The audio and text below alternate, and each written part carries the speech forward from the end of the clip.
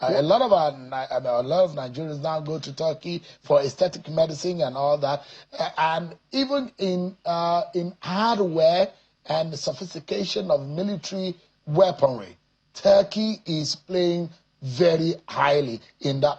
You think that whatever deal Nigeria is signing, and I see the NSA, the Minister of Interior, the Trade Minister, all of them are there in Turkey.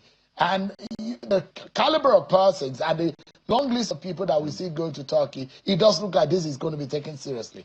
Yeah, if the president, for example, had just traveled to Turkey as one of the few travels, it would not have generated concerns. But it's constantly on the move. So whatever strategic importance this might be is diluted by the fact that he's a frequent traveler. So, and I think people will just see it as one of those travels. What is it that really? You know, there are times, certain circumstances that might justify such travels.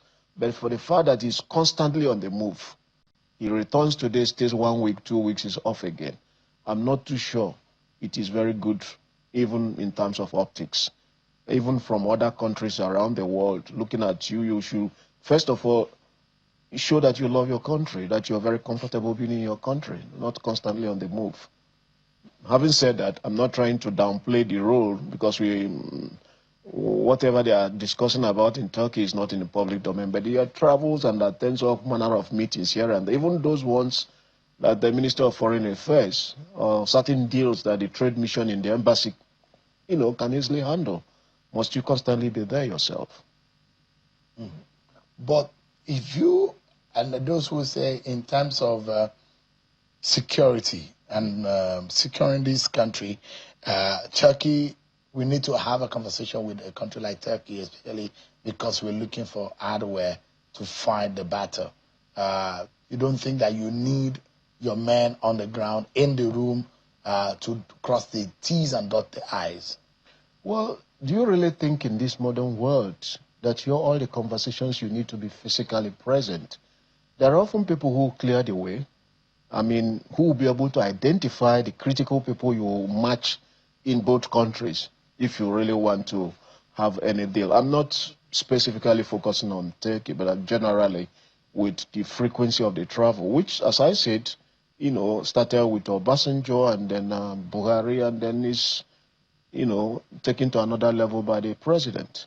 I think it's also time that people don't believe he's taking the job of the Minister of Foreign Affairs and the trade embassy missions in our different embassies. But what do you make of, I mean, what does it make the leader of a country who sits at home and doesn't engage? What does it make him look like, diplomatically speaking? Do you think sitting at home means that you're not engaging? How many leaders of the world you know of are constantly traveling out of their countries, except when they are critical things? If, for example, the Prime Minister of UK tomorrow says he's traveling to Europe or coming to, you know, it's a serious matter, but not every time.